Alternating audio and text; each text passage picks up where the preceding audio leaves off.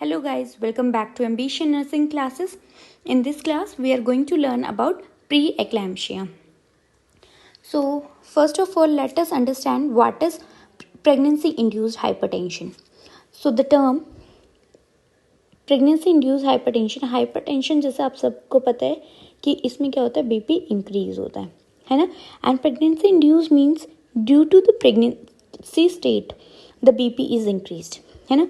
The term pregnancy-induced hypertension is the hypertension that develops as a result of the direct result of gravid state. कि जो gravid state है उसकी वजह से जो आपका हाइपरटेंशन इंड्यूस हुआ है उसको हम बोलते हैं प्रेगनेंसी इंड्यूस्ड हाइपरटेंशन. और इसमें हमारा मेन 3 चीज़ें इंक्लूड्स होती हैं. First gestational hypertension, second is pre eclampsia, this is pre eclampsia and eclampsia. So अब हम इन सब के बारे में पढ़ेंगे, बट मेन फोकस होगा हमारा प्री एक्लैम्शिया पे. फर्स्ट डेफिनेशन है pre eclampsia. What is pre eclampsia? Pre eclampsia is a multiple system disorder of unknown etiology. Means the etiology is unknown still, which is characterised by development of hypertension to an extent of 140/90. कि hypertension में BP कितना होगा? 140/90 से ज़्यादा होगा. And with proteinuria means protein in urine. Protein will be present in the urine after 20th week in previously normotensive and normoproteinuric women. Means after 20 weeks.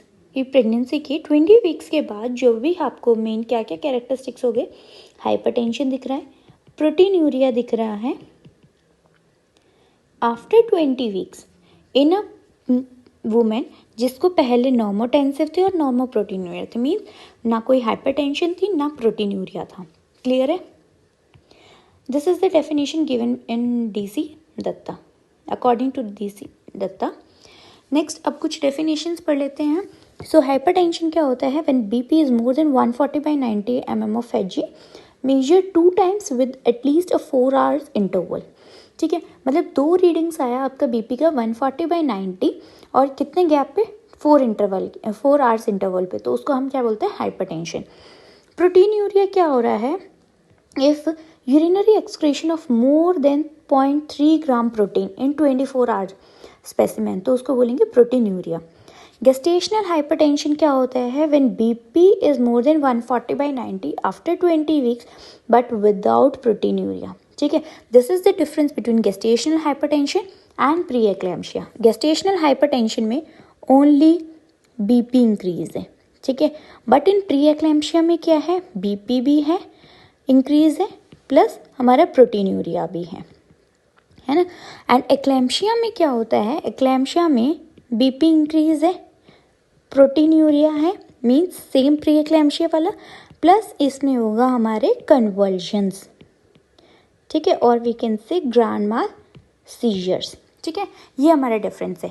Then next है HELLP syndrome होता है in pre eclampsia, haemolysis, elevated liver enzymes, low platelet count. Then chronic hypertension है.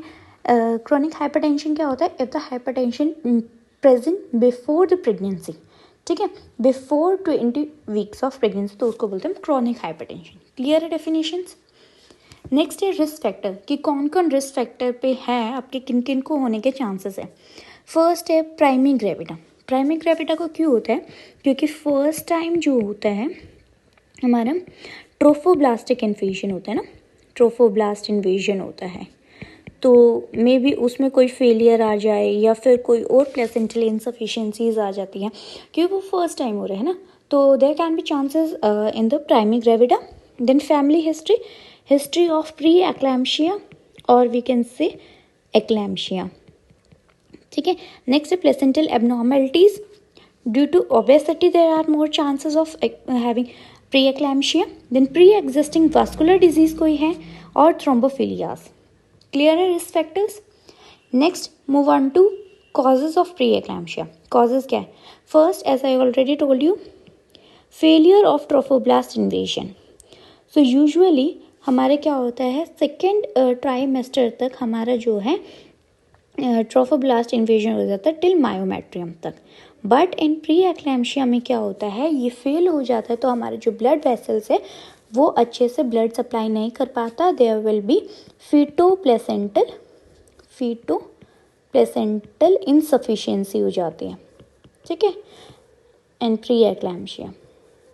Then second है हमारा vascular endothelial damage, inflammatory mediators like cytokinins,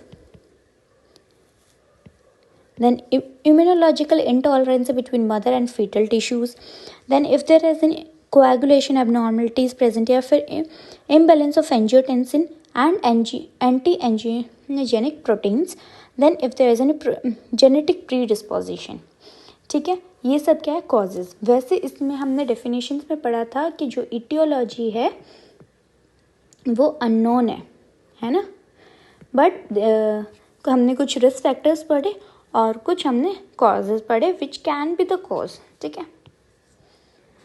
so usually क्या होता है in normal pregnancy, जो हमारा प्रोस्टाग्लैंडिन सिक्रिएट होता है, प्रोस्टासाइक्लिन होता है और थ्रोम्बोएक्सिन होता है।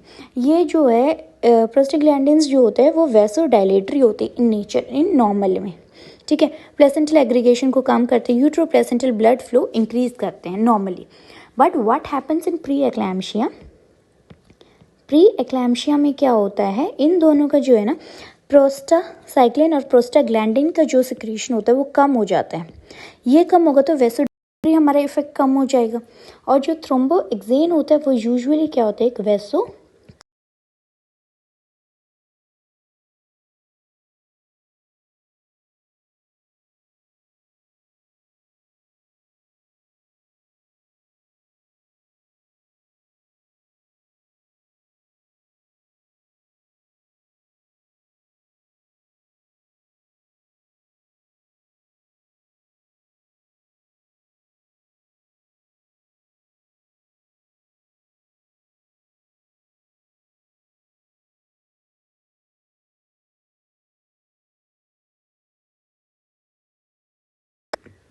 में जो अर्ली प्रेगनेंसी में जितना बीपी था, अब उसमें जो सिस्टोलिक बीपी की रीडिंग क्या होगी उससे more than 30 mm of H G होगा, ठीक है। जो मैप होता है मीन आर्टीरियल प्रेशर जो होता है माइल्ड में क्या होगा एक्सीड्स 105, ठीक है।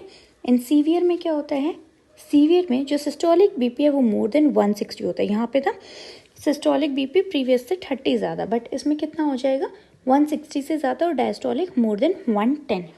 इसमें प्रोटीन यूरिया होगा, हमारा माइल्ड में प्रोटीन यूरिया एब्सेंट था, बट हमारे सीवियर में क्या होगा प्रोटीन यूरिया प्रेजेंट होगा more than 5 grams in 24 hours। Then oliguria will be there, platelet count will be decrease, help syndrome होगा, हमने पढ़ा ना हेल्प सिंड्रोम क्या है, haemolysis, elevated liver enzyme, low platelet count, clear. Then cerebral या फिर visual disturbances present होंगे, IUGR प्रेजेंट होगा in severe cases. Next symptoms क्या क्या होते हैं प्री एक्लैम्शिया में। First is the mild symptoms. Mild symptoms में आपको क्या दिखेगा, मेन जो होता है वो होता है एडीमा, ठीक है। तो आपको slight swelling over the ankles which persist on rising from the bed in the morning, means early morning जो है स्वेलिंग एंकल्स पे ज़्यादा दिखेगी आपको। Tightness of ring on the finger is early manifestation of oedema due to pre eclampsia, कि आपका जो fingers पे अपने जो रिंग पहन होगा वो टाइट हो जाएगा ड्यू टू स्वेलिंग, ठीक है। और वो जो ये क्या होता है, ये अर्ली मैनिफेस्टेशन है जो एडिमा होता है इन प्री एक्लैम्शिया। देन जो हमारे ग्रेजुअली द स्वेलिंग में extend to the face, abdominal wall, vulva and even the whole body, फिर जो है स्वेलिंग बढ़ जाएगा, this is early manifestation of pre eclampsia. Then आपके अलार्मिंग सिम्टम्स क्या होंगे, headache. These 5 are the main symptoms which can be seen in the pre-eclampsia। वो है headache, disturbed sleep होगा, diminished urine output होगा, oliguria can be seen, then epigastric pain, then eye symptoms में आपको दिखेगा blurring of vision होगा, stomatoma होगा, diminished vision होगा, ठीक है। visual symptoms आपको इधर दिखेंगे। देन नेक्स्ट है साइंस। साइंस क्या क्या प्रेजेंट होंगे, एबनॉर्मल वेट गेन। फर्स्ट है वेट गेन होता है प्रेगनेंसी में, यूजुअली नॉर्मली कितना होता है हमारे 11 kg है ना, 10 to 11 kg, बट इन अगर आपको प्री एक्लैम्शिया तो क्या होगा, एबनॉर्मली वेट गेन होगा, a rapid weight gain of more than 4 lb a week in later months of pregnancy is significant.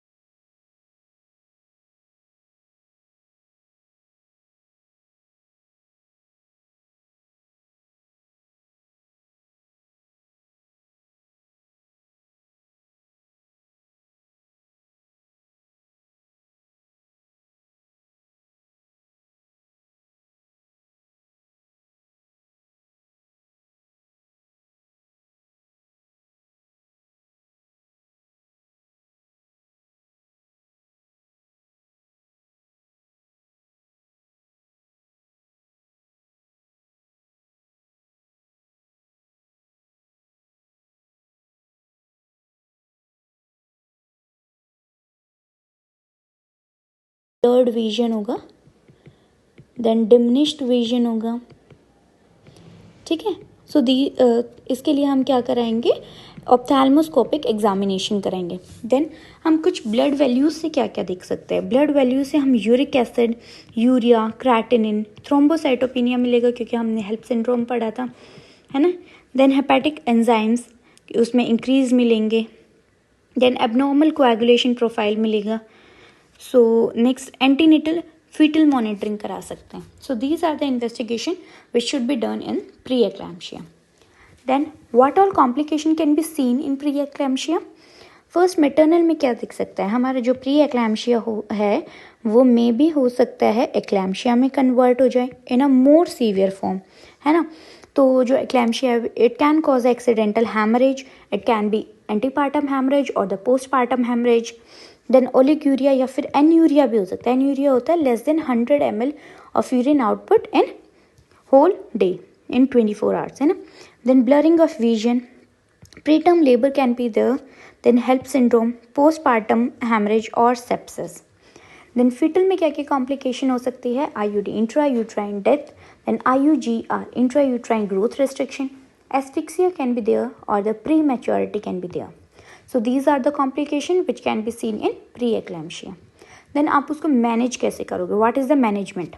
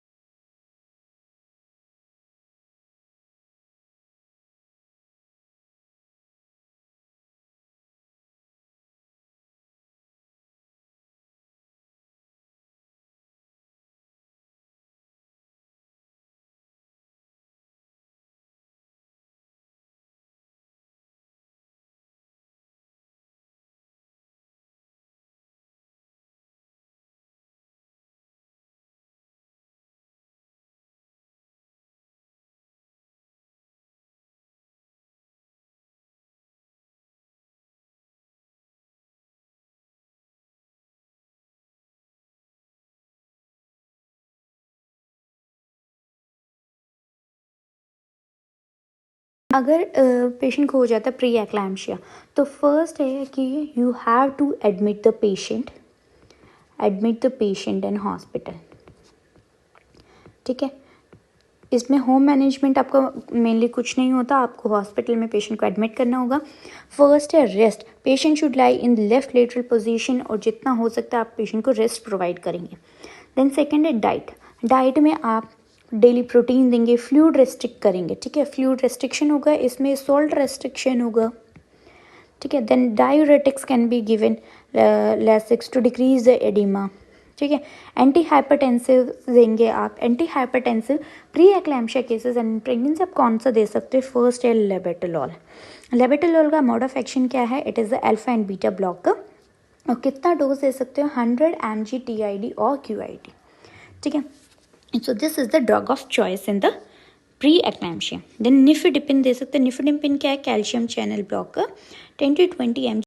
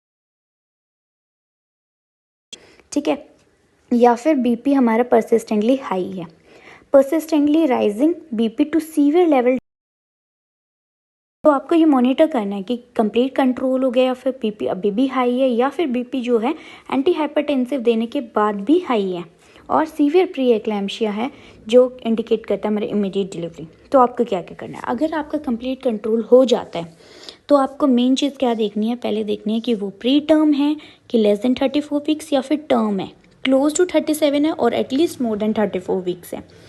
अगर लेस देन 34 है तो आप पेशेंट को डिस्चार्ज करेंगे, एंटीनेटल क्लिनिक पे बुलाएंगे, ठीक है, टिल कि वो टर्म ना हो जाए।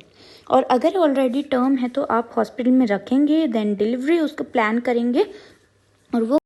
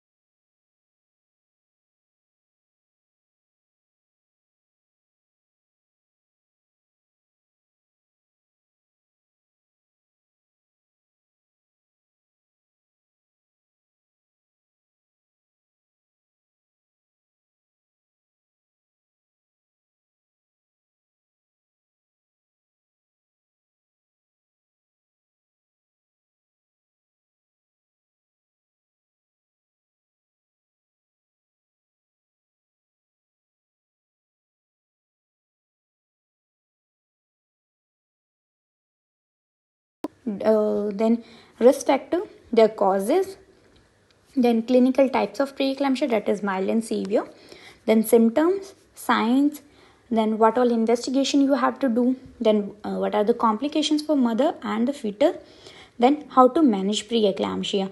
Then we have in the management we have studied about the prophylactic measures and the hospital management. So I hope this